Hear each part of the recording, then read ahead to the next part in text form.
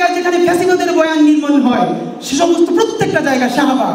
2013-তে বিচার চাই না, ফাঁসি চাই, এই কথা বলার মধ্য দিয়ে আমরা নতুন করে ফ্রেমিং করবার চেষ্টা করছি। প্রথমত শাহবাগ কি আর শাহবাগ কত সালে হলো, এখান থেকে সবাই একটা কথা অন্তত মাহমুদ ভাইয়ের কল্যাণে জানে, শাহবাগ মানে ফ্যাসিবাদ।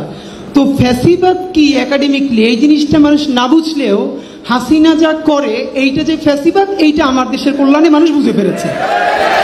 আর দ্বিতীয়ত যেটা হয়েছে, আমাদের সঞ্চালক বারবার যেরকম করে মানে সে তো সব ভালো ছেলে, এই জন্য শেখ হাসিনা ছাড়া আর কিছু বলতে পারে না, তো এই নামটা হয় না। আমরা একটা নতুন ব্র্যান্ডিং তার জন্য করবার চেষ্টা করছি, তার নাম একমাত্র ফেরাউনের সাথে যায়, সুতরাং ফেরাউন ও হাসিনা সমান সমান ফেরাউসিনা। তো আমরা এখন আর তাকে শেখ হাসিনা বলি না, আমরা ফেরাউসিনা বলবার চেষ্টা করি। এইখানে যেটা বলবার ব্যাপার সেটা হলো একটা ফ্রেমিং, যে শাহবাগটা 2013-তে আসলে হয় নাই।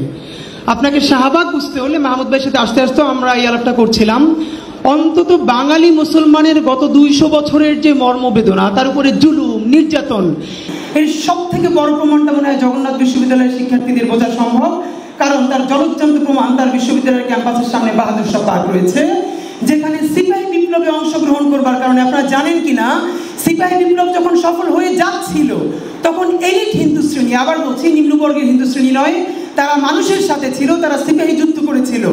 এলিট হিন্দু শ্রেণী, বিশেষ করে কবি ঈশ্বরচন্দ্র গুপ্ত বিরাট করে কলাম লিখলেন যে এই যে চক্রান্ত হচ্ছে এগুলোকে রুখে দিতে হবে।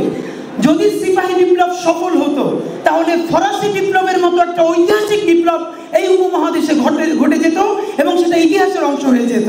আপনারা জানেন কিনা, সেই সিপাহী বিপ্লবে অংশগ্রহণ করবার কারণে এই বাহাদুর শাহ পার্কে আমাদেরই পূর্ব প্রজন্মকে কতজনকে শহীদ করা হয়েছে, ফাঁসি দেওয়া হয়েছে। গ্র্যান্ড ট্রাঙ্ক রোডে এমন কোনো গাছ নাই যেই গাছের ডালে ডালে আমাদের পূর্বপুরুষদের লাশ ঝোলে নাই। সুতরাং 1857 সালের সিপাহী বিপ্লব, এর আগে তিতুমির শরিয়াতুল্লাহ, হাবিলদার রজব আলী, হয়ে 47, এটা আমাদের আজাদির প্রথম পর্ব। এই 47 থেকে 71 এটা আমাদের আজাদির দ্বিতীয় পর্ব। 71 থেকে 24 এখন পর্যন্ত আমাদের আজাদির তৃতীয় পর্ব। যদি প্রয়োজন হয় এই সমস্ত শাহবাগিতার বিরুদ্ধে রুখে দিতে আর অনেকগুলো পর্ব আসবে। এখন আমরা রিকনসিলিয়েশনের মধ্যে যাচ্ছি, কার ইন্টারেস্ট আমরা কতটুকু সোসাইটিতে পেনিট্রেশন করব। শুধু আমি শেষের দিকে এটুকুন বলতে চাই, শাহবাগ দুনিয়ার সেই সমস্ত সকল জায়গা যেখানে ফ্যাসিজম উৎপাদন করা হয়।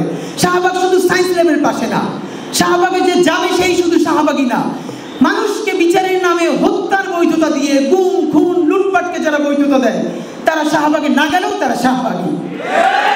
দ্বিতীয়ত, দুনিয়ার সমস্ত জায়গায় যেখানে ফ্যাসিবাদের বয়ান নির্মল হয় সে সমস্ত প্রত্যেকটা জায়গা শাহবাগ।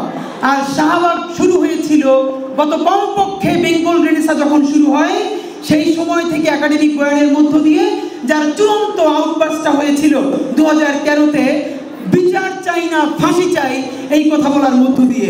তাহলে প্রশ্ন হলো আমরা কি শাহবাগ উত্তরের জমানায় পার হয়ে এসেছি? না, আমরা তার শিকড়টাকে কাটতে পারি নাই, আমরা আইকনটাকে পালাতে বাধ্য করেছি। সুতরাং নতুন যে বাংলাদেশ হবে সেখানে মীমাংসা হতে হবে এই শাহবাগ নাকি বাংলাদেশ, এর মাঝখানের দেয়ালটাকে ভেঙে আমাদের ফেলতেই হবে।